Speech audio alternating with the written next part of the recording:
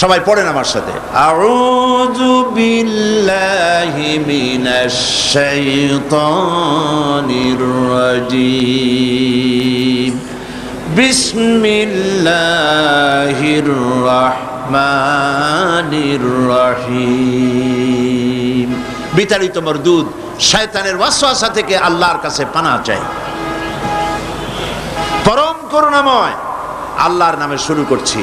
আল্লাহ পাক যেন আমাদেরকে আলোচনায় বরকত দান করেন, বলি আমিন। আমরা যা শুনি তা যেন আমল করতে পারি, বলি আমিন। গোটা মুসলিম উম্মাহকে আল্লাহর কথা বোঝার তৌফিক দান করুন।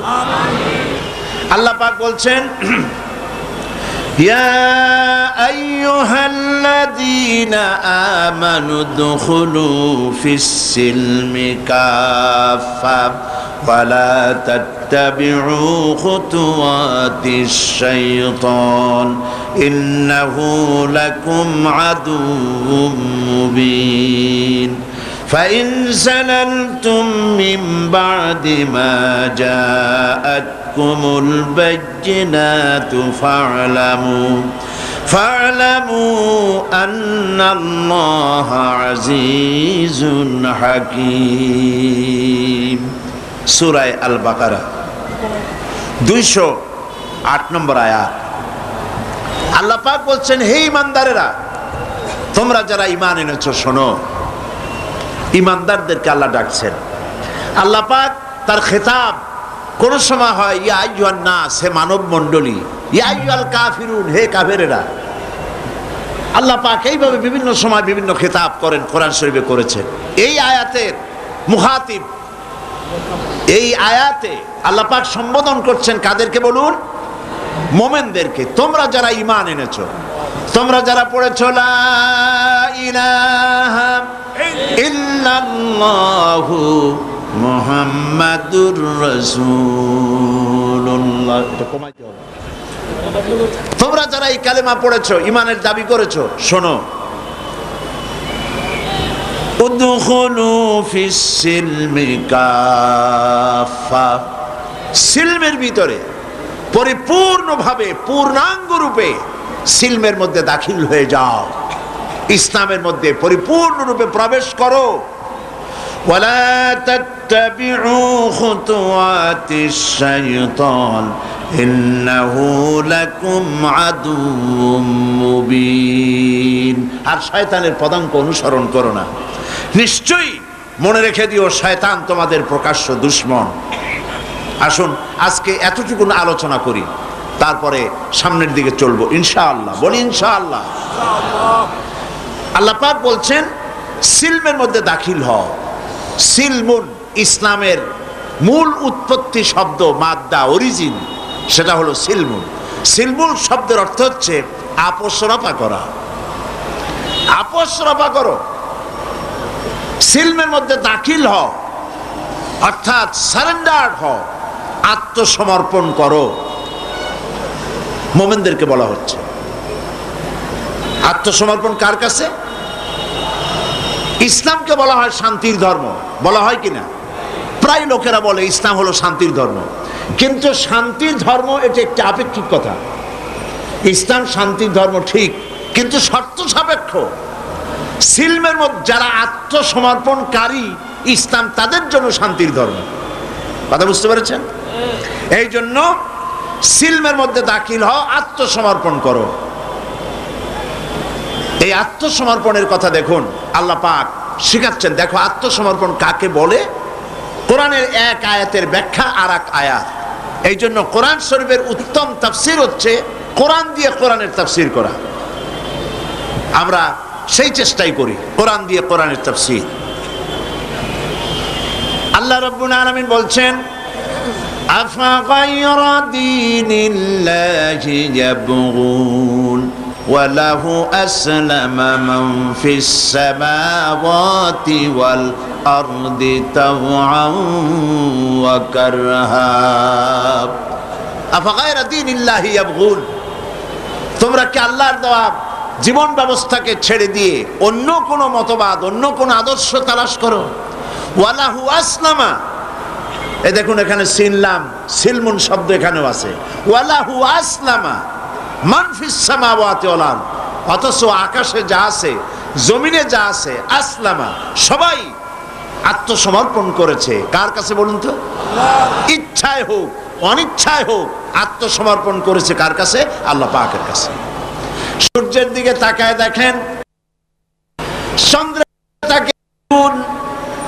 চাঁদের ক্ষমতা নাই, দিনের বেলায় উদিত হয়ে সূর্যের আলোকে কমায় দেয়, আবার সূর্যের ক্ষমতা নাই পশ্চিম দিক থেকে উদিত হয়, অথবা রাতের বেলায় এসে বাংলাদেশের জমিনে রাতের বেলায় উদিত হয়, এ ক্ষমতা নাই।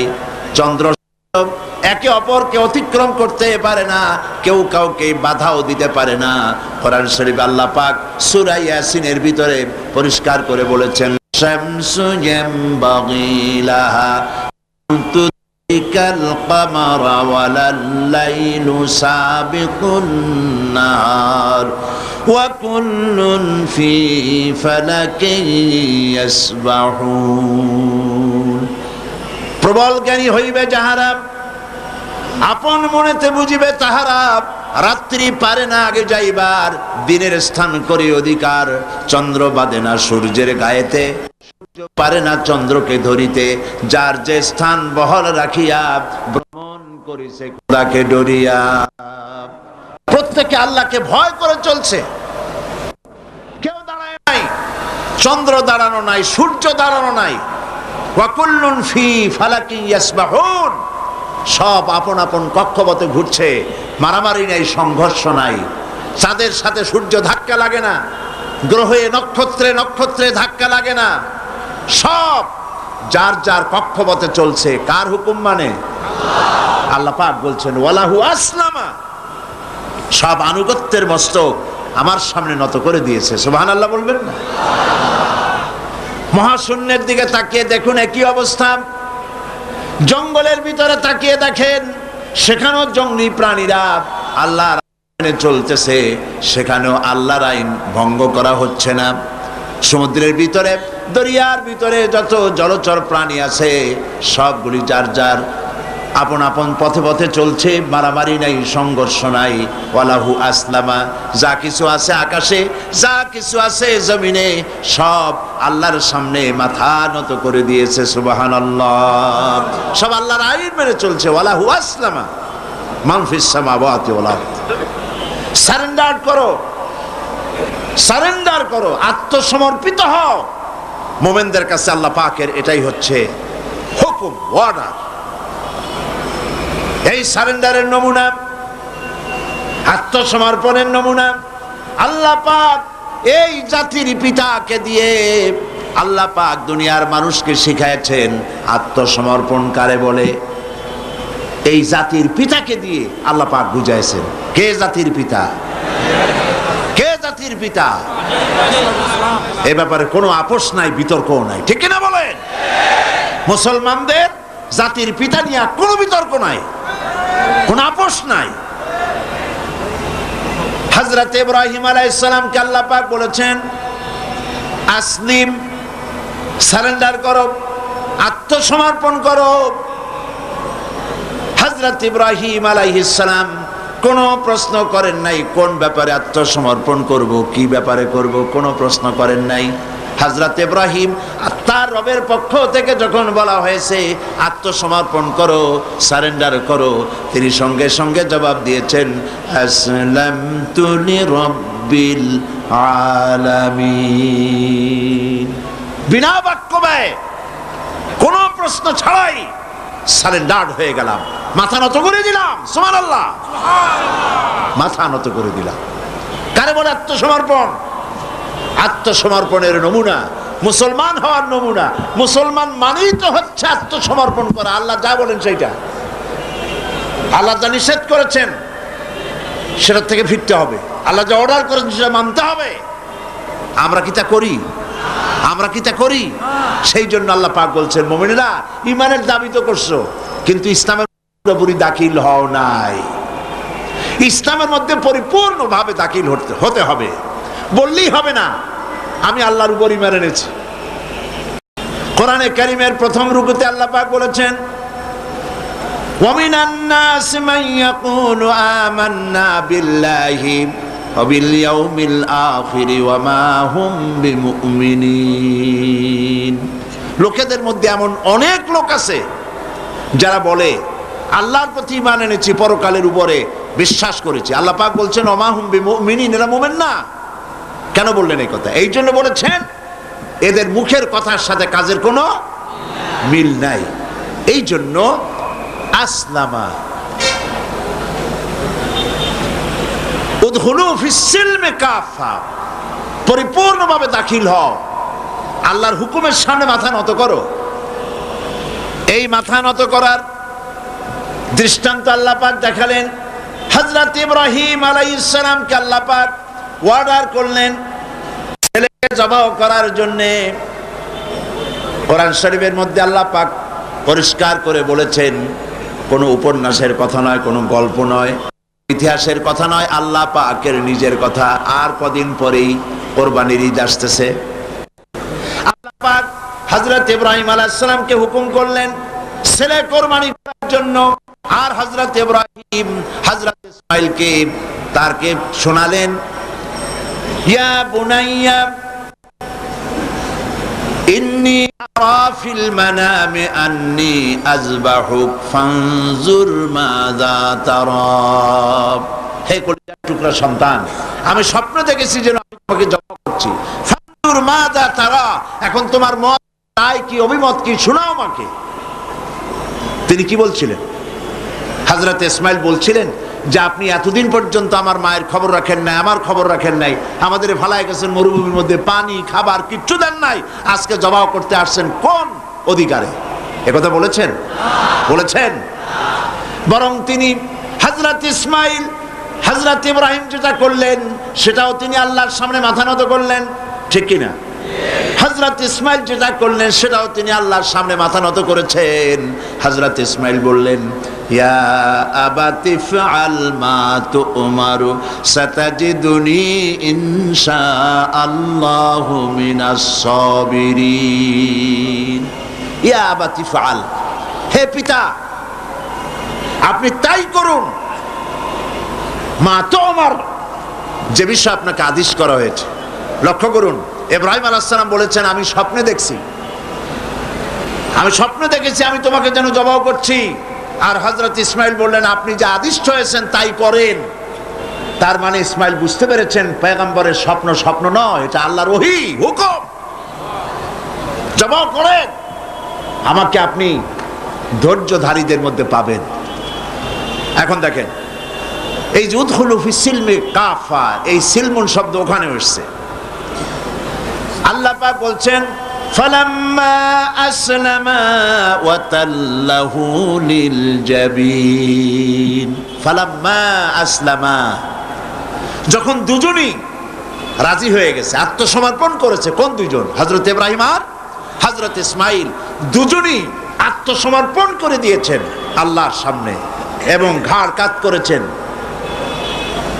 সেই ঘটনা বলার উদ্দেশ্য আমার না, আমার বলার উদ্দেশ্য আত্মসমর্পণ করা। উদখুলু ফিস সিলমি কাফা, ইসলামের মধ্যে, সিলমের মধ্যে পরিপূর্ণ দাখিল হও, আত্মসমর্পণ করো কমপ্লিটলি, কোনো শর্ত ছাড়াই। তার অর্থ হচ্ছে আপনার এবং আমার নিজের মর্জি মোতাবেক কোনো কাজ করতে পারবো না, সবটাই আল্লাহর হুকুম মতো করতে হবে। এর নাম মুসলমান। এর নাম কি? মুসলমান। আপনার ইচ্ছা আপনি কিছু করতে পারবেন না, করবেন কার ইচ্ছা মতো? আল্লাহ পাকের ইচ্ছা মতো করতে হবে। কারণ হলো আল্লাহ রাব্বুল আলামিন বলেছেন ইন্নাল্লাহা আশতারা মিনাল মুমিনিনা আনফুসাহুম ওয়া আমওয়ালাহুম বিআন্না লাহুমুল জান্নাহ। নিশ্চয়ই আমি আমার মুমিনের জান এবং মালকে খরিদ করে নিয়েছি, আর বিনিময় আমার মুমিনকে আমার জান্নাত দান করেছি। তোমার জান, তোমার মাল, সব কিছুকে আপনার আমার জান মাল কে কিনে নিয়েছেন? আল্লাহ খরিদ করে নিয়েছেন। বিনিময় কি দিয়েছেন? জান্নাত দিয়েছেন। সুতরাং আপনার ইচ্ছে মতো আপনার জান খরচ করতে পারবেন না, ইচ্ছে মতো মাল খরচ করতে পারবেন না। এই মাল আর জান খরচ করার পেছনে আল্লাহর রেজামন্দি আছে কিনা, আল্লাহর খুশি আছে কিনা, ওইটা বুঝে সেই রাস্তা করতে হবে। ইচ্ছে করলেই যেখানে সেখানে চাঁদা দিতে পারবেন না, ইচ্ছে করলেই যেখানে সেখানে অর্থ খরচ করতে পারবেন না, ইচ্ছে করলেই যেখানে সেখানে জীবন দিতে পারবেন না। মুসলমান যে ব্যক্তি কালেমা যে পড়েছে তার জীবনকে দুই ভাগ করার কোনো উপায় নাই। আমরা তো দুই ভাগ অনেকে করে ফেলেছি। মুসলমান তার জীবনকে ইতিমধ্যেই দুই ভাগ করে ফেলেছে। একদিকে আল্লাহর কথা মতো নামাজ, রোজা, হজ, যাকাত, আর একদিকে অর্থনীতি, সমাজনীতি, রাজনীতি, নির্বাচন, ভোট, ইলেকশন যা কিছু আছে সব আলাদা।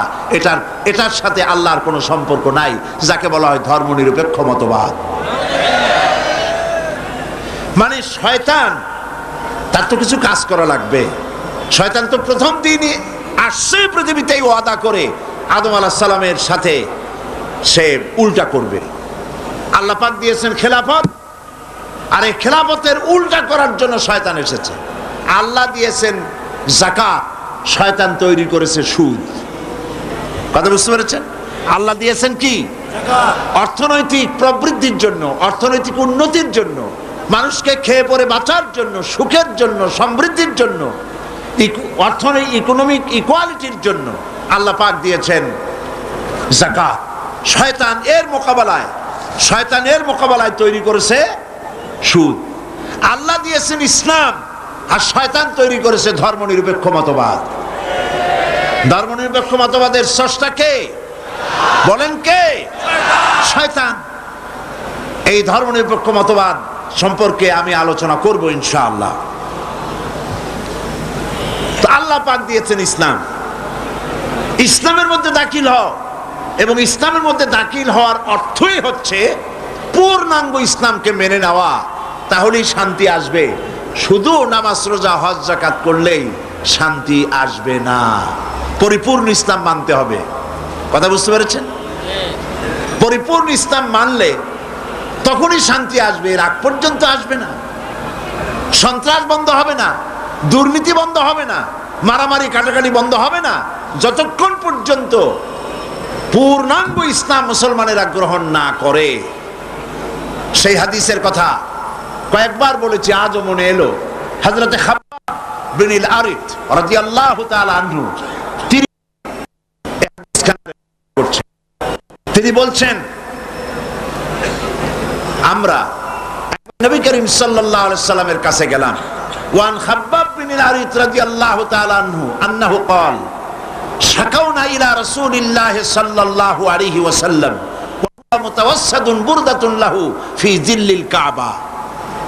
তিনি বললেন, আমরা নবী করিম সাল্লাল্লাহু আলাইহি ওয়াসাল্লামের কাছে গেলাম, যে দেখি নবীজি কাবা শরীফের ছায়ায় চাদর মুড়ি দিয়ে আরাম ফরমাচ্ছেন।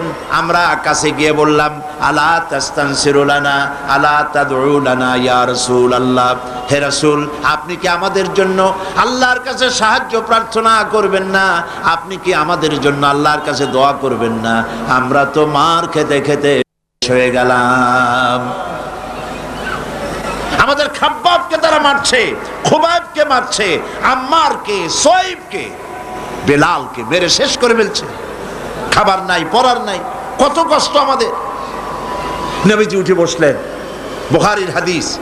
নবীজি উঠে বসলেন, বললেন, খাব্বাব শোনো, শোনো খাব্বাব, তোমাদের আগে এই পৃথিবীতে দ্বীনের দাওয়াত দিতে যারা এসেছিলেন, ইসলামের দাওয়াত দিতে যারা এসেছিলেন, তাদেরকে ধরা হতো। ফায়ুখাজুর রাজুল, তাদেরকে সমকালীন রাষ্ট্র শক্তি তাদের ধরত। ফায়ুহফারু লাহু ফিল আরদ, এবং তার জন্য জমিনের মধ্যে গর্ত খনন করা হতো। ফায়ুজআলু ফিহা, এরপরে সেই গর্তের ভিতরে তাকে কোমর পর্যন্ত ডাবায় দেওয়া হতো। সুম্মা ইউতা বিল মানশার, এরপরে করাত আনা হতো। ফায়ুদাউ আলা রাসিহি, এরপরে এই করাতটা তার মাথার উপরে রাখা হতো। ফায়ুজআলু নিসফাইন, করাত দিয়ে চিরে জীবিত মানুষটাকে দ্বিখণ্ডিত করে ফেলা হতো। মা ইয়াসুদ্দুহু যালিকা আন দীনিহি, এত কষ্ট দেওয়ার পরেও একজন ইসলামের দায়ীকে তারা ইসলামের রাস্তা থেকে এক চুলও সরাইতে পারে নাই। আল্লাহর নবী বলেন, শোনো খাব্বাব, ওয়াল্লাহি লা ইউতাম্মান্নাল্লাহু হাযাল আমরা হাত্তা ইয়াসিরুর রাকিবা মিন সানা ইলা হাযরামাউত। তিনি বলছেন, শোনো খাব্বাব, আমি আল্লাহর নামে কসম করে বলি, আমি আল্লাহর নামে কসম করে বলি, সেই দিন বেশি দূরে নয় যেদিন ইয়েমেনের রাজধানী সানা থেকে শুরু করে হাজরামাউত পর্যন্ত লোকেরা যাতায়াত করবে, মানুষেরা চলাফেরা করবে, নারী তার সৌন্দর্যের পসরা নিয়ে, ব্যবসায়ীরা তাদের পুঁজি নিয়ে রাস্তা দিয়ে, মরুভূমি দিয়ে দিনেও চলবে, রাতেও চলবে। ইল্লাল্লাহ, আল্লাহর ভয় ছাড়া মানুষের মনে আর কোনো ভয় থাকবে না। সুবহানাল্লাহ, সুবহানাল্লাহ। মানুষের মনে আর কোনো ভয় না। ওয়ালাকিন্নাকুম তাস্তাজিলুন, তোমরা তাড়াহুড়ো করছো, অপেক্ষা করো, এরকম সমাজ আসবে।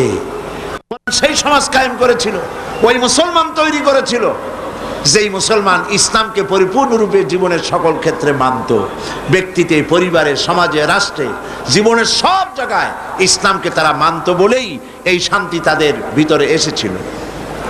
এই জন্য আল্লাহ পাক বলছেন, ইয়া আইয়ুহাল্লাযীনা আমানু দুখুলু ফিস-সিলমি কাফা, ও বিশ্বাসীরা, তোমরা যারা ঈমান এনেছো, শোনো, ইসলামের ভিতরে, সিলমের মধ্যে পরিপূর্ণরূপে দাখিল হয়ে যাও।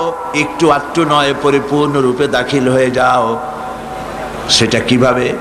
আল্লাহ পাক কোরআনের মধ্যে অন্যত্র বলেছেন, বলো, কুল ইন্না সলাতি ওয়া নুসুকি ওয়া মাহইয়ায়া ওয়া মামাতি লিল্লাহি রাব্বিল আলামিন। পড়েন সবাই, ইন্না সলাতি ওয়া নুসুকি ওয়া মাহইয়ায়া ওয়া মামাতি লিল্লাহি রাব্বিল আলামিন।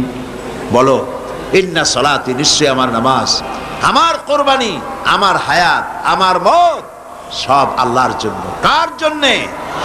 আল্লাহর জন্য, সবটা আল্লাহর জন্য। আমার হায়াত, আমার মত, আমার নামাজ, আমার বেঁচে থাকা, আমার মরে যাওয়া সব আল্লাহর জন্য।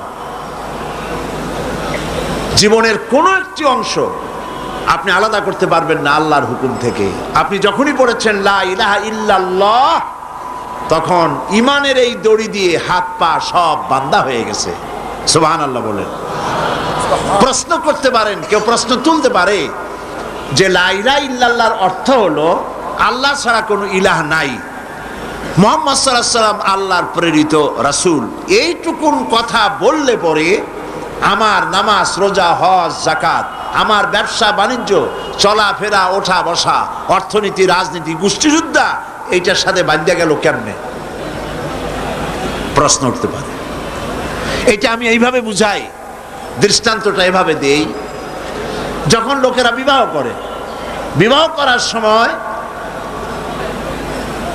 মেয়েকে বলা হয়, কনেকে বলা হয়, অমুকের ছেলে অমুকের সাথে এত টাকা মহারানায় তোমাকে তার নিকাহে সবর্দ করা হচ্ছে।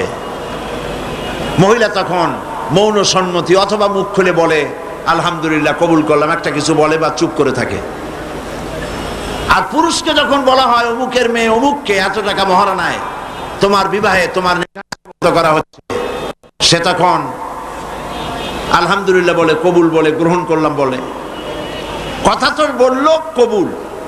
এখন দেখুন, কিছুদিন যাওয়ার পর যদি ওই মেয়ে লোকটি, স্ত্রী, সে যদি বলে যে আমার কাপড় ছিঁড়ে গেছে, কাপড় এনে দাও, আমি অসুস্থ হয়েছি, আমাকে চিকিৎসা করাও, আমি বাপের বাড়ি যাব, খরচ দাও, ইত্যাদি যদি বলে, আর যদি তখন স্বামী বলে যে আমি তো বিয়ের সময় শুধু কবুল বলছিলাম, তোমার শাড়ি কিনে দেওয়া লাগবে, তোমার চিকিৎসা করার লাগবে, তোমার বাপের বাড়ি পাঠাবার খরচ আমার দেওয়া লাগবে, এই সব কথা তো আমি স্বীকার করি নাই। আবার উল্টাটা দেখেন, স্ত্রীকে যদি স্বামী বলে আমার জন্য রান্না করো, তাড়াতাড়ি আমি অমুক জায়গায় যাব, অথবা আমাকে এক গ্লাস পানি দাও, অথবা মশারিটা টানায় দাও, অথবা আমার কাপড় চোপড় ধুয়ে দাও, বউ যদি বলে আমি তো শুধু চুপ করেছিলাম, তোমার কাপড় চোপড় ধুয়ে দেওয়া লাগবে, এই কথা তো তখন হয়নি। তোমার বিছানা গুছাই দিতে হবে, এই কথা তো তখন হয়নি। এটা যদি বলে তাহলে এই বিবাহ টিকবে? টিকবে এই বিবাহ? অর্থটা কি দাঁড়ালো? অর্থ দাঁড়ালো এই বিবাহ বন্ধনের সময় মহিলাটি যে মৌন সম্মতি দিয়েছেন আর পুরুষটি যে কবুল বলেছেন, আলহামদুলিল্লাহ বলেছেন, এই কবুলের মধ্যে স্বামী স্ত্রীর উভয়ের সুখ, সৌন্দর্য, শান্তি, নিরাপত্তা, আদান প্রদান, যা কিছু সব, খাওয়া পরা, বিছানা ইত্যাদি সব এই কথার মধ্যে এসে গিয়েছে। স্ত্রীর পুরো দায়িত্ব স্বামীর উপরে এসেছে, স্বামীর পুরো দায়িত্ব স্ত্রীর কাছে চলে গিয়েছে একটা কবুল শব্দ বলার কারণে। কথাটা ঠিক কিনা? ঠিক অনুরূপ ভাবে বুঝতে চেষ্টা করুন। যখন আপনি মনে মনে বিশ্বাস করে মুখ দ্বারা যখন উচ্চারণ করেছেন লা ইলাহা ইল্লাল্লাহ, সবাই পড়েন লা ইলাহা ইল্লাল্লাহু মুহাম্মাদুর রাসূলুল্লাহ, এই কালেমা মুখ দিয়ে যখন উচ্চারণ করেছেন, কোনো ইলাহ নাই, আইনদাতা নাই, বিধানদাতা নাই, শাসনকর্তা নাই, কেউ নাই আল্লাহ ছাড়া। আর মুহাম্মদ সাল্লাল্লাহু আলাইহি ওয়াসাল্লাম তিনি আমার রসুল, তিনি আল্লাহ রসুল, তিনি আমার নেতা, এই কথা যখন স্বীকার করেছেন, সমস্ত মুসলমান নরনারী কলিজার মধ্যে এই কথা গেঁথে নিন। আপনার ইচ্ছা মতো আপনি নির্বাচন করতে পারেন না, আপনার ইচ্ছে মতো আপনি রাজনীতি করতে পারেন না, আপনি ইচ্ছে মতো পার্লামেন্ট চালাইতে পারেন না, আপনার কোর্ট, আপনার আদালত, আপনার দেশ, আপনার ক্যান্টনমেন্ট, আপনার শিক্ষাঙ্গন কোনটাই আপনার মত মতো চালাইতে পারেন না। এমন কোন আইন চালাতে পারবেন না, এমন কোন আইন প্রণয়ন করতে পারবেন না যেটা করতে গেলে আল্লাহর আইনের সঙ্গে সাংঘর্ষিক হয়ে যায়। আপনার জনগণ, আপনার দেশকে সামনে রেখে আইন তৈরি করা, বিভিন্ন কার্যক্রম পরিচালনা করা, সবটাই আপনি করতে পারবেন, তবে আপনার মেইন লক্ষ্য থাকবে আমি যা করতেছি আল্লাহর হুকুমের সাথে যেন সাংঘর্ষিক, কন্ট্রাডিকশন না হয়। কথা বুঝতে পেরেছেন?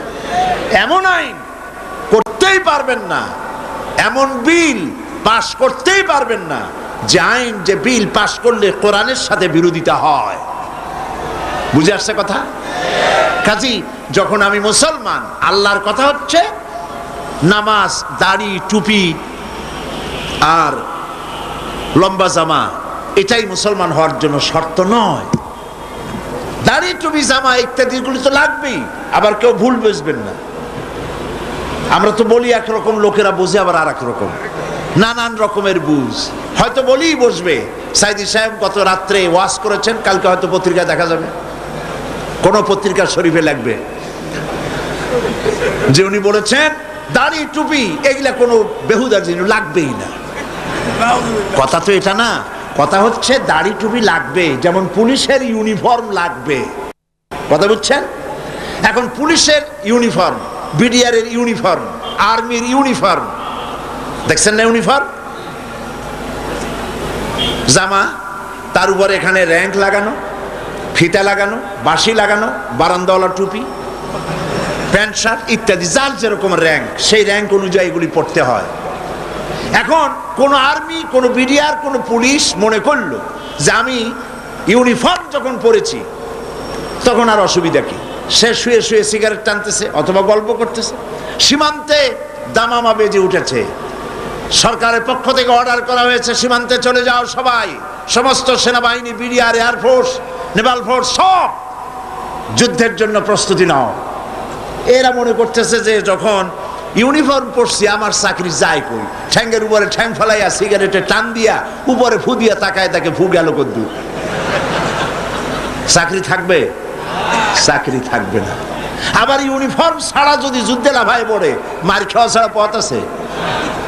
ইউনিফর্ম ছাড়া যদি দাবি করে আমি বিডিআর পুলিশ, প্রথমে তো ধোলাই হবে ভালো করে, তারপরে চিন্তা করবে যে লোকটা আসলে বিডিআর বা পুলিশ কিনা, ঠিক না? সেই জন্য ইউনিফর্ম প্রয়োজন, ইউনিফর্মের সাথে তার কাজটাও প্রয়োজন। কথা বুঝতে পেরেছেন? ইউনিফর্ম হচ্ছে তার পরিচিতি। এখন ইউনিফর্ম পড়েছে, দাড়ি আছে, টুপি আছে, জামা আছে, বাড়ি আছে, সব আছে, কিন্তু ব্যবসা করে ওজনে কম দেয়, এমন দেওয়া এরকম আর কম কেউ দিতে পারে না। সাক্ষী জনমের মিথ্যা সাক্ষী দেয়, থাকে না, এর দাড়ি টুপি জামার কোনো লাভ আছে? সেই জন্য ইসলামের ভিতরে দাখিল হতে হলে এতটুকুন হলে হবে না, সবটুকুন হতে হবে। ইয়া আইয়ুহাল্লাযীনা আমানু দুখুলু ফিস-সিলমি কাফা, পরিপূর্ণরূপে ইসলামের মধ্যে দাখিল হও। মেহেরবানি করে দাঁড়ানো ভাইয়েরা বসেন। আল্লাহুম্মা আমিন। রব্বানা যালামনা আনফুসানা ওয়া ইন লাম তাগফির লানা ওয়া তারহামনা লানাকুনান্না মিনাল খাসিরিন। আয় আল্লাহ তাআলা, হাজার হাজার মুসলমান নরনারী কোরআনের তাফসীর শোনার জন্য দেশ বিদেশ থেকে এই মাহফিলে এই লোকেরা এসে হাজির হয়েছেন। আল্লাহ তাআলা দয়া করে মেহেরবানি করে আলোচনার সব দরুদ সওয়াব জনাবে মুহাম্মদুর রাসূলুল্লাহ সাল্লাল্লাহু আলাইহি ওয়াসাল্লামের রূহ মুবারকে পৌঁছায় দাও। আয় আল্লাহ তাআলা, আমাদের মা বাপ যারা দুনিয়া থেকে বিদায় হয়ে গেছেন, আল্লাহ কবরটাকে জান্নাতের টুকরা বানায়া দাও। রব্বির হামহুমা কামা রব্বায়ানি সগীরা। সবাই পড়েন, রব্বির হামহুমা কামা রব্বায়ানি সগীরা। আয় আল্লাহ তাআলা, সারা জীবন আমরা গুনাহ করেছি, দয়া করে মেহেরবানি করে আমাদের জিন্দেগির সমস্ত গুনাহ খাতাকে মাফ করে দাও। আল্লাহ দয়া করে আমাদের জীবনের সকল গুনাহ মাফ করে দাও। এই তাফসীরের মাহফিল আজ থেকে 23 বছর আগে শুরু হয়েছিল। ওই সময় যারা মঞ্চে বসতেন, আয় আল্লাহ, বিগত বছরগুলিতে যারা মঞ্চে আসতেন, মাহফিলে আসতেন, তাদের ভিতর থেকে আমরা অনেককেই হারায় ফেলেছি। রব্বুল আলামিন, এই মঞ্চে বাইতুল শরফের পীর সাহেব থাকতেন, তিনি আজ দুনিয়ায় নাই। মাওলানা সিদ্দিক আজাদ সাহেব থাকতেন, তিনিও নাই। হযরত মাওলানা আব্দুল আহাদ আল মাদানী আওলাদে রাসূল, তিনিও নাই। গারাঙ্গিয়ার পীর সাহেবও নাই। কত আলেম ওলামা আসতেন, সকলের নাম মনেও নাই। আল্লাহ, যারা এই তাফসীরের মাহফিলে শরীক হতেন, আজ যারা বেঁচে নাই, সকলকে জান্নাতুল ফেরদাউসের মেহমান বানায়া নাও। রব্বুল আলামিন, এই তাফসীরের মাহফিল আমরা থাকবো না, কিন্তু কিয়ামত পর্যন্ত চট্টগ্রামকে তাফসীরের মাহফিল দিয়ে আল্লাহ তুমি ধন্য করে রেখো।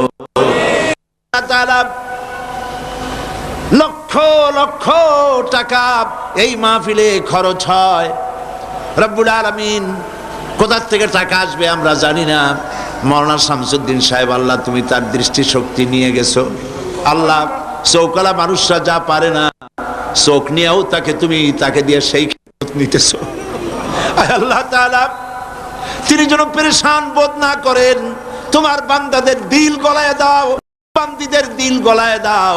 এই মাহফিলে যত টাকা দরকার, একটা টাকাও যেন বাকি থাকে না, পেরেশানি যেন তারা হন না। আল্লাহ পাক, তুমি দয়া করে মেহেরবানি করে মানুষকে এই মাহফিল উপলক্ষে বিপুল পরিমাণ দান সদকা করার তৌফিক দান করে দাও। আল্লাহ তাআলা, দেশ বিদেশ থেকে কত মানুষ যে দোয়া চেয়েছে তুমি জানো। আল্লাহ, তাদের যে যে কারণে দোয়া চেয়েছে, সকলের নেক দোয়া আল্লাহ তুমি কবুল করো। রব্বুল আলামিন, আরো 4 দিন এই মাঠে কোরআনে কারীমের তাফসীর করার, বয়ান করার তৌফিক যারা করবে তাদের তৌফিক দাও। মানুষ যে কথা বললে বোঝে সেই কথা বলাও। আল্লাহ তাআলা, তুমি দয়া করে তোমার বান্দা বান্দীদেরকে যাতায়াত আসান করে দাও, দুর্ঘটনা থেকে রক্ষা করো, বাড়িঘর হেফাজত করো, মাল সম্পদকে হেফাজত করো। যারাই মাহফিলে আসবে, আল্লাহ তুমি দয়া করে তাদেরকে তাদের সব ব্যাপারে তুমি দায়িত্ব নিয়ে নাও। আল্লাহ তাআলা, এই মাহফিল যারা সাহায্য করেছেন, করবেন, পরামর্শ দেন, কষ্ট করেন, সকলকে কবুল করো। আল্লাহ তাআলা, গোটা পৃথিবীতে সমস্ত মুসলমানদের উপরে রহমত নাজিল করো, মুসলমানদেরকে বিপদ মুসিবত থেকে রক্ষা করো। আল্লাহুম্মা জাআলনা মিনাত তাওয়াবিন ওয়া জাআলনা মিনাল মুতাতাহহিরিন ওয়া জাআলনা মিন ইবাদিকাস সালিহিন ওয়া জাআলনা মিনাল্লাযীনা লা খাউফুন আলাইহিম ওয়া লা হুম ইয়াহজানুন। রব্বানা তাকাব্বাল মিন্না ইন্নাকা আনতাস সামিউল আলিম ওয়া তুব আলাইনা ইন্নাকা আনতাত তাওয়াবুর রহিম। সুবহানা রাব্বিকা রাব্বিল ইজ্জাতি আম্মা ইয়াসিফুন ওয়া সালামুন আলাল মুরসালিন ওয়ালহামদুলিল্লাহি রাব্বিল আলামিন বিহাক্কি লা ইলাহা ইল্লাল্লাহু মুহাম্মাদুর রাসূলুল্লাহ। আসসালামু আলাইকুম ওয়া রাহমাতুল্লাহ।